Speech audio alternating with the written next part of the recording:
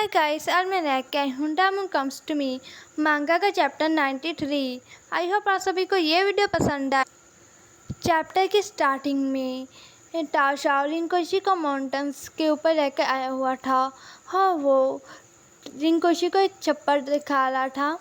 हाँ, कह रहा था इस छप्पर में मुझे बचपन में खेलना बहुत ज़्यादा पसंद था, पर मैं हमेशा ही अपनी जो पैंट्स थी वो गीली कर लेता था और मैं घर जाता था जब मुझे डांट पड़ती थी। हाँ, ये एक फ्राई क्रैकर है, मैं इसे पकड़ कर खाया करता था। पूरा जंगल इससे भरा हुआ है। मैं जब छोटा था मैं समय में इन्हें बहुत ज़्यादा ही पकड़ लिया करता था, बहुत ज़्यादा ही। चलो मैं तुम्हें एक फ़नी किस्सा सुनाता हूँ। जब मैं 1 साल का था तो वहाँ पे एक नाला था, चैम्बर, वो ब्लॉक हो गया था। तब सारे जो बड़े लोग थे उन्होंने मुझे कहा कि मैं उसके अंदर जाऊँ और उसे साफ़ कर दूँ, पर मैं उसमें फंस गया था। ना तो मैं उसमें बाहर आ पा रहा था, ना ही अंदर जा पा रहा था। रिंकोशी कहता है तो तुम उससे वापस बाहर कैसे आए?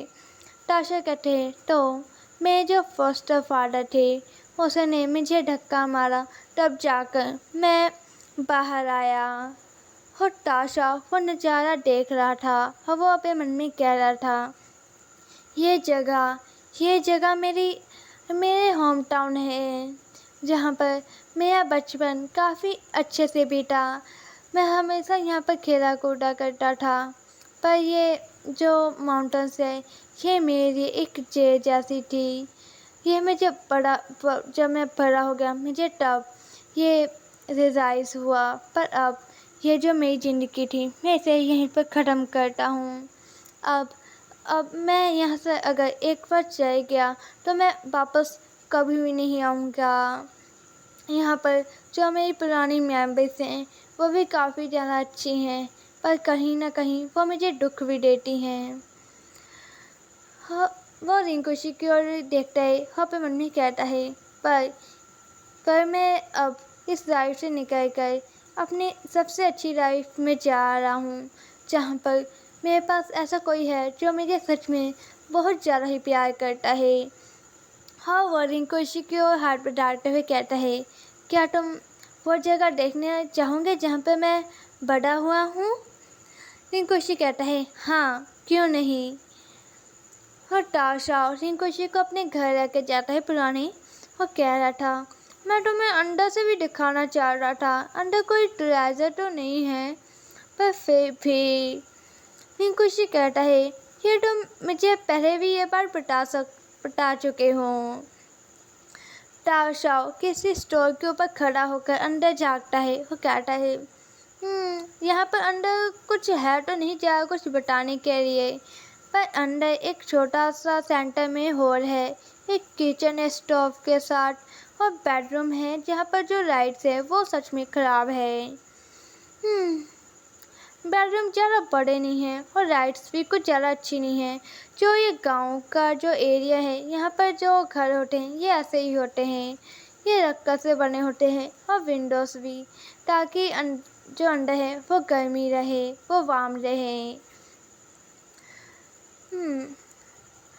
मैं जब यहाँ पर हमेशा ही हॉलीडेज में आता था, मैं वहाँ पर एक गार्डन है, वहाँ पर बैठकर अपना होमवर्क किया करता था। और ये जगह पर जो टी लीव्स हैं वो सूखने के लिए हमने रखा करते थे, और शाम को हम उन्हें उठा लिया करते थे। जब वो सूख जाते हैं तब हम उन्हें बनाकर अपने आप ही पी सकते हैं। तुम नहीं पी सकते उन्हें अपने आप ही बनाकर, उन्हें पहले हमें फैक्ट्री के लिए देना पड़ता है। फैक्ट्री में वो तैयार होते हैं। ये जो प्रोसेस होता है ये काफ़ी ज़्यादा ही लंबा होता है। हाँ, वो दोनों वहाँ से जाने लगते हैं। ताशा कहता है, मैं बहुत ज़्यादा थक चुका हूँ, मुझे नहीं लगता कि मैं और ज़्यादा चल सकता हूँ।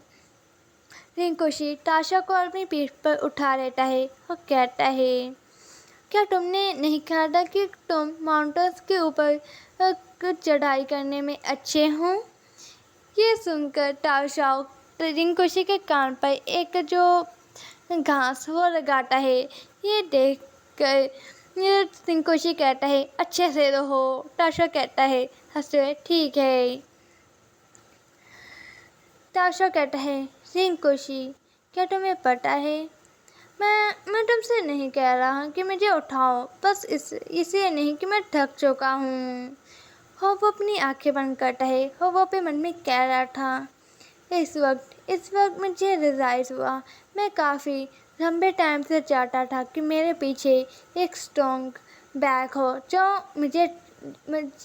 मुझे ये उठाए और ये माउंटेन्स, ये रिवर, ये पूरी जगह पार करा दे।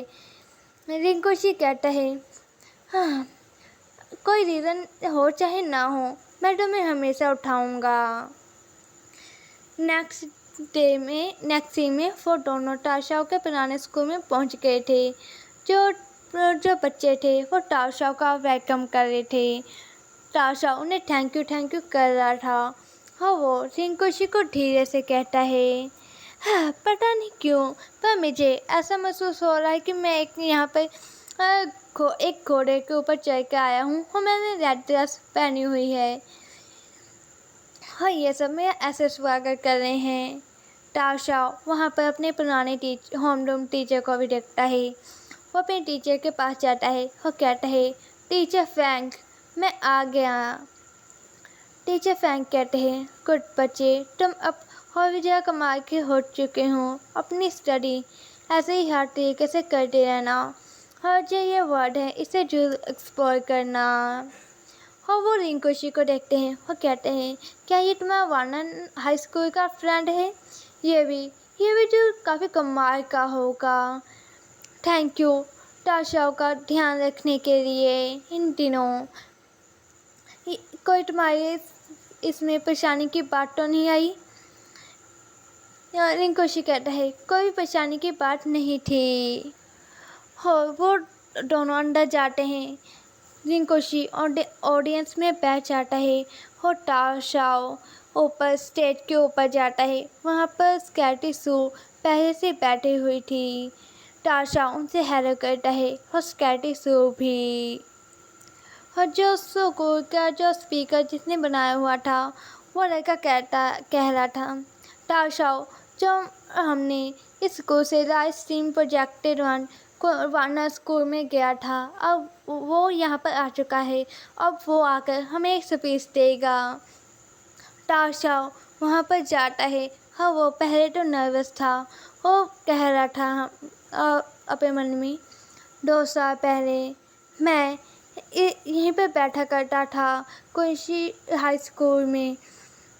मैं यहाँ पर बैठा करता था और जैसे इनकी आंखों में एक चमक, एक होप है, वैसे ही मेरी आंखों में हुआ करती थी। तब मैंने लाइव क्लास में और रिंकोशी को देखा, मैं इससे काफ़ी ज़्यादा दूर।